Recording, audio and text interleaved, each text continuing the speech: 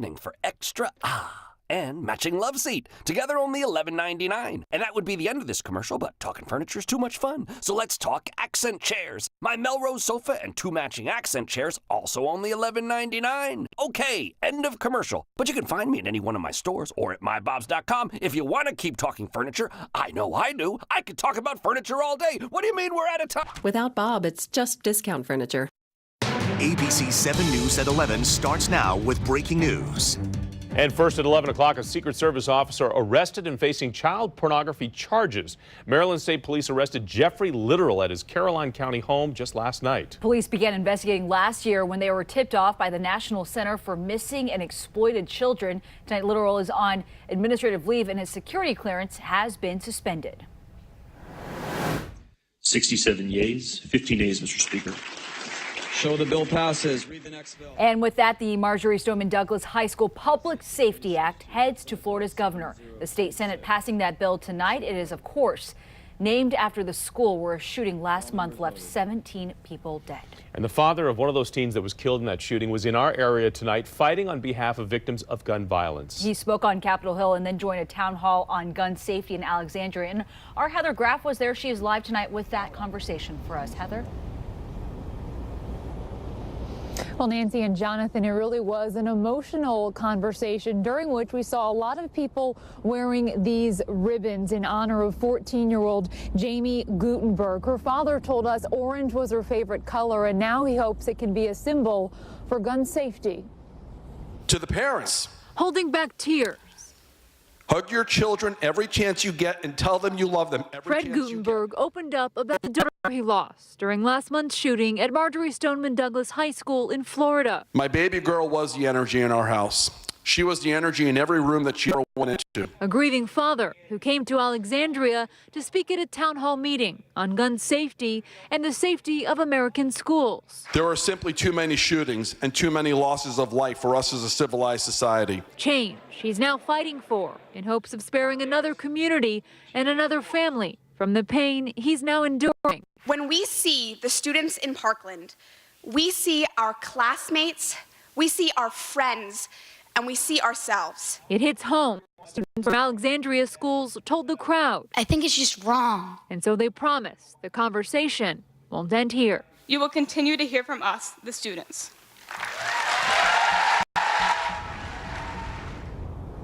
And so many people showed up here tonight. Organizers actually had to move the event into the auditorium here at T.C. Williams High School to accommodate the crowd. And a lot of people said that they also plan to take part in the March for Our Lives march, which is set for just 2 weeks in Washington, D.C. Live tonight in Alexandria, Heather Graff, ABC 7 News.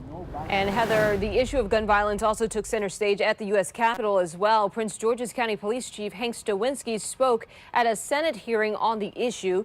Chief Stawinski was clear. Gun violence impacts every community.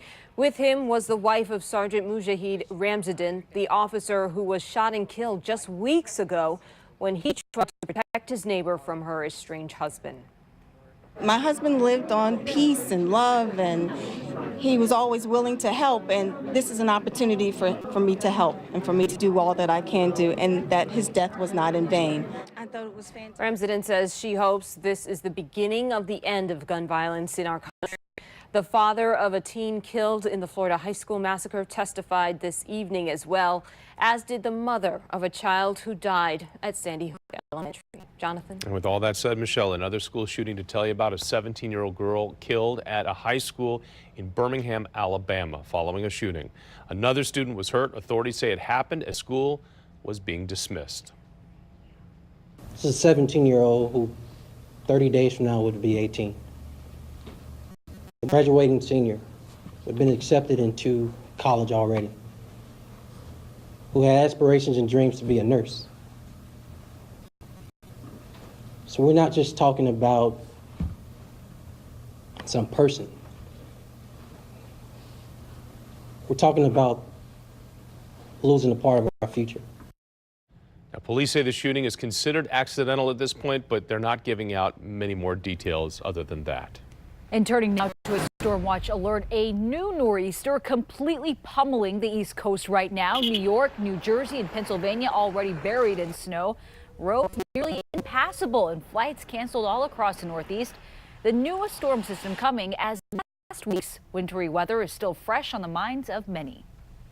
Filling up gas from a generator. We lost power this morning about an hour ago. Just this morning? Just this morning. We had lost it last week for about 20 hours, but right now we're out this morning, I don't know how long. More than 50 million people are in the storm's path, with many areas in a state of emergency. Officials are telling residents to take the threat of this storm seriously and stay home if possible. And they're saying that for very good reason. Take a look at some of these numbers. Sloatsburg, New York, that's the biggest total I've seen so far. 2 inches over 2 feet of snow, 26 inches total. Now, as we get down farther to the south into Bel Air, Maryland, just about 4.5 inches.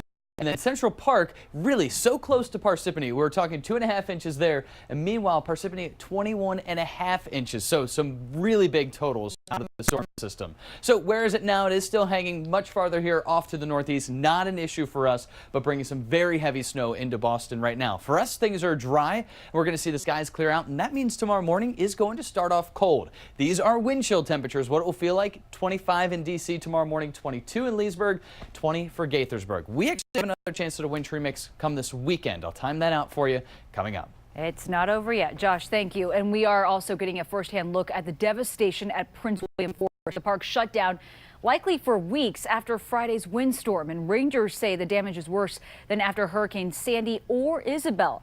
Power lines and hundreds of trees down across nearly 15,000 acres of land. A lot of snap, crackling, and popping going on, kind of like a Rice Krispies treat. It's amazing the amount of trees that are down. Crews are planning to use the fallen timber to help rebuild several dozen buildings and cabins. Stafford Cub Scouts holding out hope, though, things will be cleared out in time for a camp-out planned for next weekend. Well, only on 7, a Prince William County principal is under investigation. We first told you about the issues at Ronald Reagan Middle School just last month. Now, Alfie Turner is speaking out about claims that she made that the school has a hostile and unsafe workplace. Our Tom Rousey has her side of the story tonight. The outside expert will investigate the environment at Ronald Reagan Middle School, and tonight, for the first time publicly, that school's principal spoke about the accusations. This is a rigorous attempt to publicly defame, humiliate, bully, and harass me. Tonight, for the first time, Principal Alfie Turner publicly defended herself after accusations she's created a toxic environment at Ronald Reagan Middle, which she denies. But for the students to be subjected to this insidious process is shameful in all regards. Her husband, Eric, indicated she's taken flack for doing her job. But also she must take into consideration policy, laws, and standards and enforce them. But there were many detractors at a standing room only Prince William County School Board meeting. Those in the blue shirts were all on the same side. I know what these Reagan Middle School teachers are going through. Susan Etheridge used to work under Turner at a different school, and she says she's speaking out for teachers afraid to. She says Turner belittled and retaliated against teachers she didn't like. We were working in such a toxic environment, and we were afraid to speak out. We were afraid of losing our jobs. Some parents worry many Reagan Middle teachers will leave after this school year. To find out that their teachers are literally pulling into the parking lot every morning and having to force themselves to get out of the car and go inside, that just doesn't seem acceptable to me. The school system says decisions about the future will be made after the investigation. For now, Turner is still